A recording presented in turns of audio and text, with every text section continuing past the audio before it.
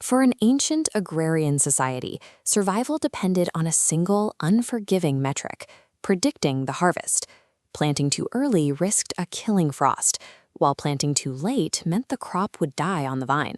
Precise timekeeping was a matter of life and death. The sheer density of notes on this page reveals a sophisticated conceptual map for timekeeping.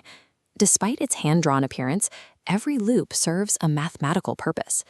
Right near the center, the author underlined the core objective of the entire work: solar-lunar calendar reconciliation. Understanding this requires us to reverse engineer an astronomical mechanism designed to force incompatible celestial cycles into lockstep. This diagram illustrates the solar year. It takes the Earth roughly 365.24 days to complete one full orbit around the Sun, a cycle that dictates the physical seasons on the ground. Now look at the lunar path. 12 full cycles of the moon's phases only add up to approximately 354 days. This creates an 11-day drift every single year. Without a way to reconcile the two, the calendar and the seasons will slowly pull apart. Within 3 decades, that drift compounds so heavily that a lunar calendar would place the harvest month in the middle of winter.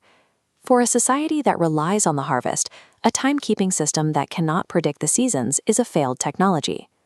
Let's examine the map's outer framework. It is anchored entirely by fixed points created by the Earth's axial tilt. The author plots the winter solstice on December 22nd, marking Uttarayan, the sun's northward journey.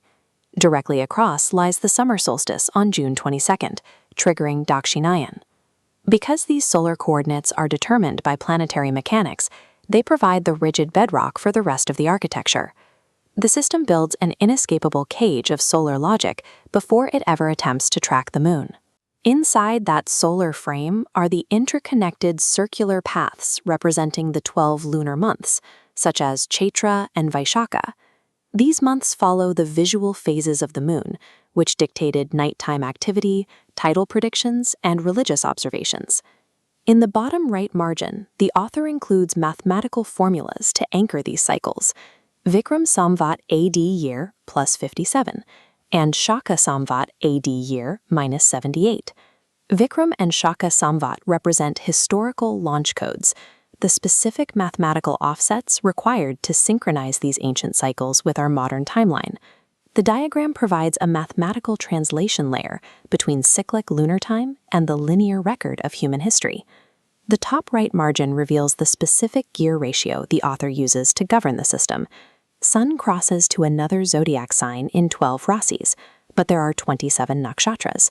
The 12 rasis are a 12-part spatial division of the sky, tracking the sun's path throughout the year. The 27 nakshatras are a finer 27-part division representing the lunar mansions the moon passes through daily. Because 12 does not divide neatly by 27, the calendar requires specific algorithmic rules to determine when a lunar month officially belongs to a solar season. These notations prove the calendar acts as a transmission, reconciling a 12-tooth solar gear with a 27-tooth lunar gear. We can verify the accuracy of this math by looking at the cultural festivals plotted on the map. They serve as synchronization nodes. For Makar Sankranti, the author notes it is fixed on January 14th as a solar day. This festival is tied to the sun entering a new rasi. Because it follows the solar gear, its date remains rigid. Contrast this with the note for Diwali. Diwali on Amavasya. Amavasya is the new moon phase. The physical observation of the festival relies on the total darkness of that specific lunar moment. Makar Sankranti remains locked to the solar track, while Diwali shifts annually following the lunar track. The system seamlessly houses both, providing rigid solar accuracy for agriculture and precise lunar phase accuracy for religious observation. When we combine the solar framework, the lunar loops, and the synchronization pins, the diagram reveals itself as a cohesive, moving system. To solve the 11-day drift, the algorithm uses a failsafe, Adik Mas, the leap month. When lunar nodes drift too far from their solar quadrant, an extra month is added, snapping them back into perfect alignment with the solar year. Ancient calendars functioned as predictive instruments, ensuring that civilization remained tethered to orbital mechanics over centuries. This hand-drawn diagram preserves the specific parameters for an algorithm that has successfully reconciled heaven and earth for millennia.